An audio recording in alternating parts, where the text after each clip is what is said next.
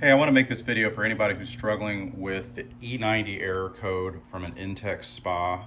I've watched about every YouTube video that's on here, and I've actually come to sort of a realization with this, is that the best way to deal with this is to get a new pump. Now, you may be thinking, well, I shouldn't have to buy a new pump, because if you're anything like me, this is a filter pump. This is what you can get these new from Intex for 50 bucks. And the thing is, you know, people, and myself included, get totally frustrated with these things because, you know, basically everybody gives them negative reviews because they say, well, it basically lasts a year. It has a year warranty, but it might last a year and then it quits.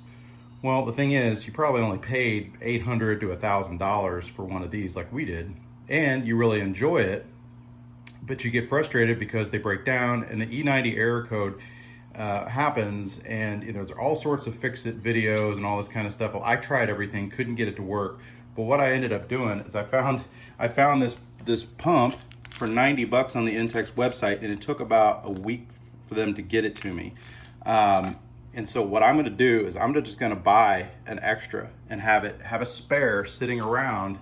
And when you do that, see, because the thing is, if you don't have one and you have to order it from them and it takes a week, that means that you're going to have to let your water cool down. It's no longer going to be heating. And if you're anything like me, you hate to wait around because it takes forever for this water to heat back up. So if you just have a pump where you can replace it, because it's real easy to replace these pumps. All you got to do, you just take, there's a few screws that go around here, and you just basically just have to take the bottom off, and you can see that these pumps only attach with like two of these things right here, and then and then you can reattach it very easily, and you can be up in action.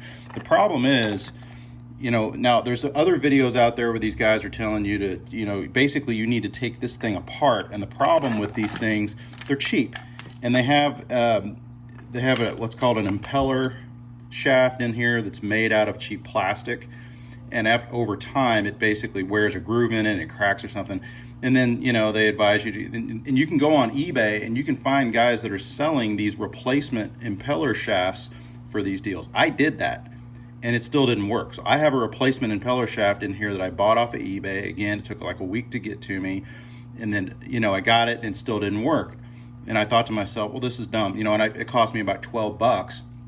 But if I had one of these pumps, just a brand new one, just sitting there for 50 bucks, and I could easily replace it, knowing it's going to last maybe a year, still, it's going to, because my wife and I thought seriously, when we couldn't get this to work, we were thinking very seriously about buying a brand new spa, like a professional, permanent installation. But man, those things are $5,000 and up.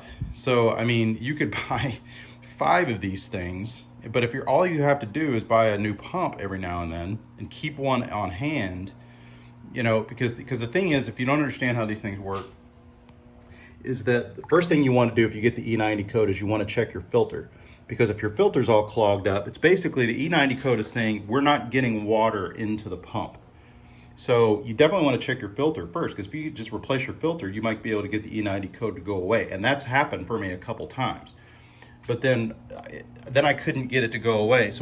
And then I knew I had a deeper problem. It comes through here, and then it finds its way to the pump, and then it goes back out here, and that's how the water is heated. So when this pump stops working, it's not bringing water in.